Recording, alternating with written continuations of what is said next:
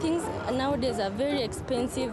Food, the climates are changing, people are suffering somewhere, and I feel like there's something we can do, but now how?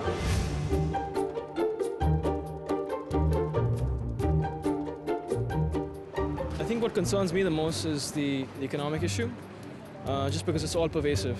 It creates an environment of insecurity and uncertainty, which I think can affect things like peace and security worldwide.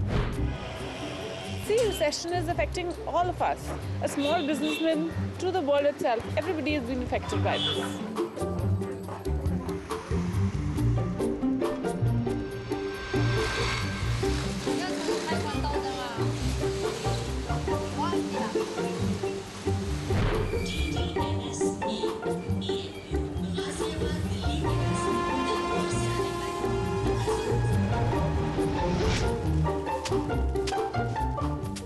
This crisis reminds us that actions by people in very faraway countries can have a huge indirect impact on our own lives.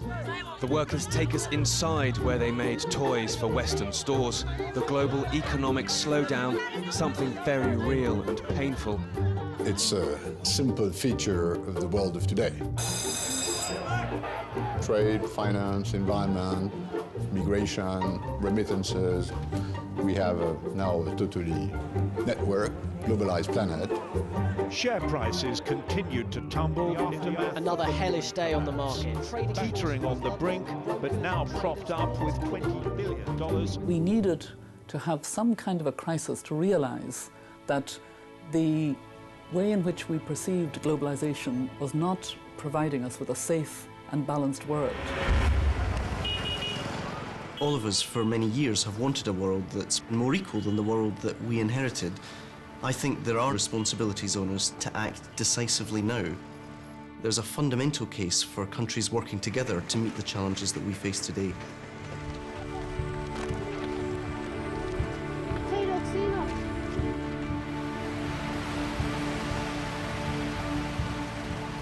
For the children of Mogadishu, there are no figures.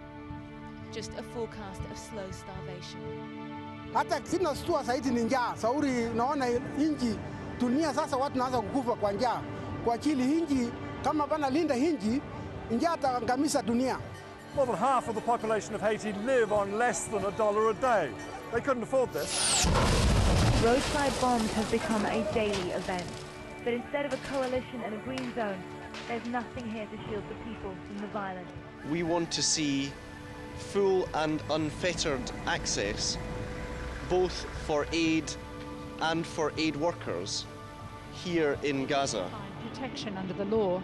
There's no easy escape for women here from violence and abuse by their husbands and families.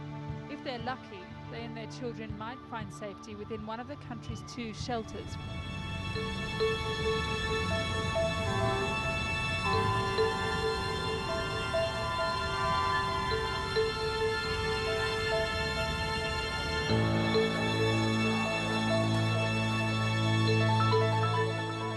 In many ways, the most interdependent issue we face is climate change.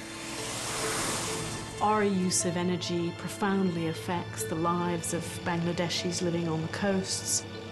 China's decisions about its energy future profoundly affects the UK's own coastlines and its own weather patterns. What surprised everyone is that the water rose so rapidly. So there is no issue in our time in which our own interdependence and interconnectedness is more apparent.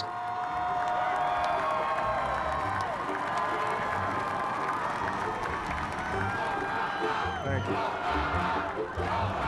Thank you. Today, I say to you that the challenges we face are real. They are serious and they are many. They will not be met easily or in a short span of time. We should have the confidence that we can seize the global opportunities ahead and make the future work for us. So we win our future not by retreating from the world, but by engaging with it. Now, hopefully, we have more connection, more empathy, and we renew the commitment to development, to linking trade coherently with development, and have a more holistic approach to what we mean by development and globalization. The costs of development assistance are a fraction of total spending in the UK.